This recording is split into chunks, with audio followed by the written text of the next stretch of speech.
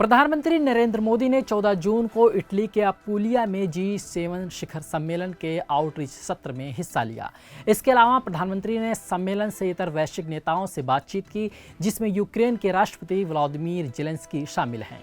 दोनों नेताओं ने द्विपक्षीय वार्ता भी की। गुरुवार 13 जून को पीएम मोदी ने ब्रिटेन के प्रधानमंत्री ऋषि सुनक और फ्रांस के राष्ट्रपति इमैनुअल मैक्रोन से मुलाकात की थी। दरअसल भारत G7 का हिस्सा नहीं है, लेकिन इसके बावजूद लगातार 7 बार से प्रधानमंत्री मोदी को G7 समारोह में आउटरीच देश के तौर पर न्योता भेजा जा रहा है। हम इस वीडियो में आपको बताएंगे कि G7 आखिर है क्या और इससे भारत और दुनिया के बाकी देशों को क्या फायदा होता है। इसके अलावा हम बताएंगे कि G7 का अब तक इतिहास कैसा रहा है। क्या है G7? G7 दुनिया की 7 सबसे बड़ी अर्थव्यवस्था वाले देशों का समूह है, जो वैश्विक व्यापार और अंतर्राष्ट्रीय वित्तीय प्रणाली पर हावी है। इसमें Canada, France, Germany, Italy, Japan, Britain और अमेरिका शामिल है।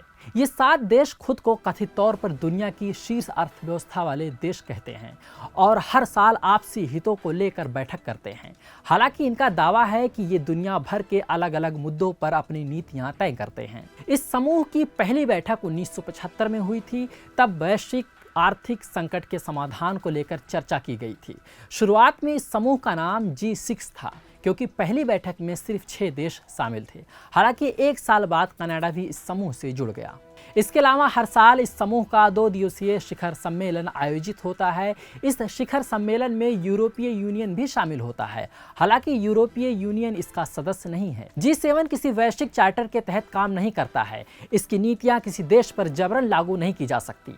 G7 को ग्रुप ऑफ 7 भी कहते हैं। साल 1998 में रूस को भी G7 समूह में शामिल किया गया था, जिसके बाद इसे G8 नाम से जाना जाने लगा।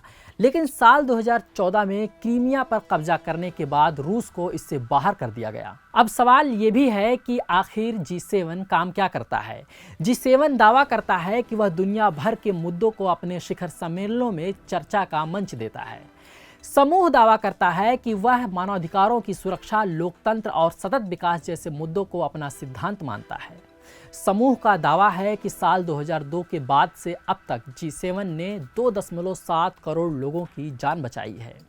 यह समूह जलवायु परिवर्तन, ऊर्जा नीति, HIV, एड्स और वैश्विक सुरक्षा जैसे मुद्दों पर आपसी सहमति के बाद इस दिशा में क्या काम किए जाने चाहिए, ये तय करता है।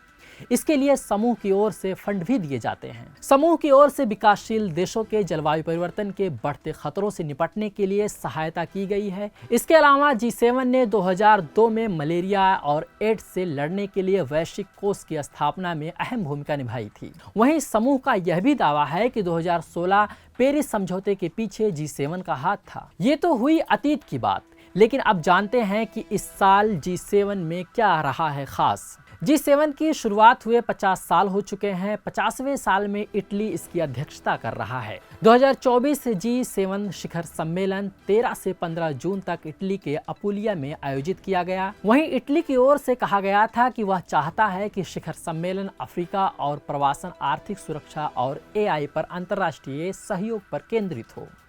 लेकिन एक सवाल ये भी उठता है कि अगर भारत इस समूह का हिस्सा नहीं है तो इसे सम्मेलन में शामिल होने से क्या फायदा होगा। भारत G7 का हिस्सा नहीं है, लेकिन इसके बावजूद पिछले कई सालों से लगातार भारत को इस समूह के वार्षिक सम्मेलन में हिस्सा लेने के लिए आमंत्रित किया जाता रहा है। भारत पिछले 10 G7 शिखर सम्मेलन में शामिल हो चुका है। इस बार भारत को 11वीं बार न्योता दिया गया था। भारत G20 समूह का हिस्सा है। G20 के बढ़ते प्रभाव की वजह से माना जाता है कि G7 अब पहले की तरह प्रभावी नहीं रहा है। अर्थव्यवस्था के मामले में भारत दुनिया की 5वीं सबसे बड़ी अर्थव्यवस्था है, लेकिन सबसे ज्यादा आबादी की वजह से प्रति व्यक्ति आय G7 देशों के मुकाबले कम है।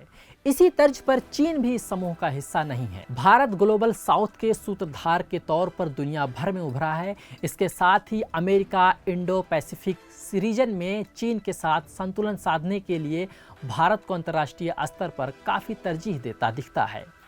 वहीं भारत के लिए फ़ायदा ये है कि G7 जैसे मंच से वह अपने हित की नीतियों के पक्ष में आवाज़ उठा सकेगा।